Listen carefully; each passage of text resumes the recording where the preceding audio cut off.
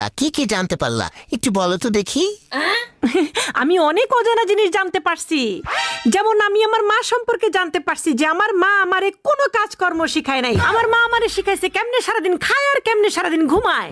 আমি আমার বাপ সম্পর্কে জানতে পারছি যে আমার বাপ আমাকে কোনো আদব কায়দা শিখায় নাই। আমার বাপ আমাকে অতি আদর দিয়ে একটা বাদরে পরিণত করেছে। আমি আমার বড় বোন সম্পর্কে জানতে পারছি যে আমার বড় বোন আমাকে সারাদিন ফোন দিয়ে খালি সংসার ভাঙার তন্ত্র মন্ত্র দেয়।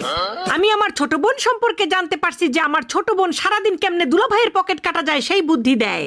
আমি আমার বড় ভাই সম্পর্কে জানতে পারি যে কেমনে বোনের পকেট থেকে লাখ লাখ টাকা নিয়ে বড় ভাইকে ব্যবসা করানো যায় এই বুদ্ধি আমার বড় ভাই আমারে দেয়।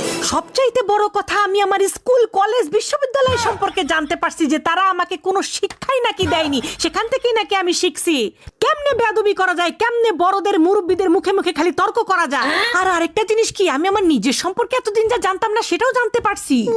আমি নাকি একটা